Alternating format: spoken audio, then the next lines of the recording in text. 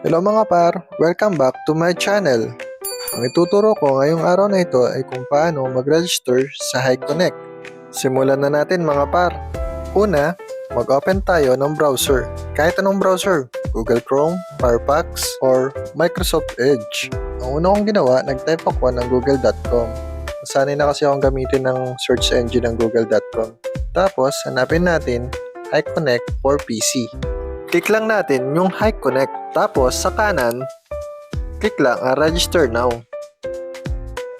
Kumpletuhin nyo lang i-fill up yung form. Sa side ko, meron na akong account kaya hindi na ako magre-register. Makaka-receive kayo ng verification code sa email na nilagay nyo dun sa form. Makikita rin kayong login button. Tapos pag wala pa kayong apps, pwede nyo i-click yung HiConnect button.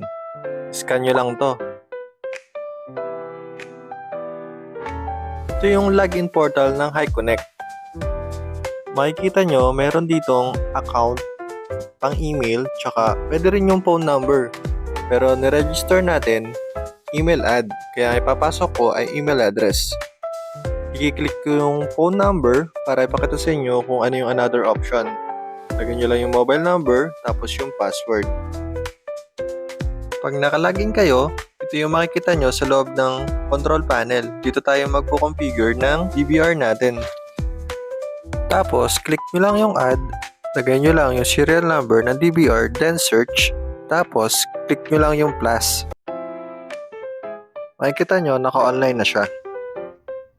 At pwede na tayo mag-login sa HiConnect application. Click lang natin yung HiConnect.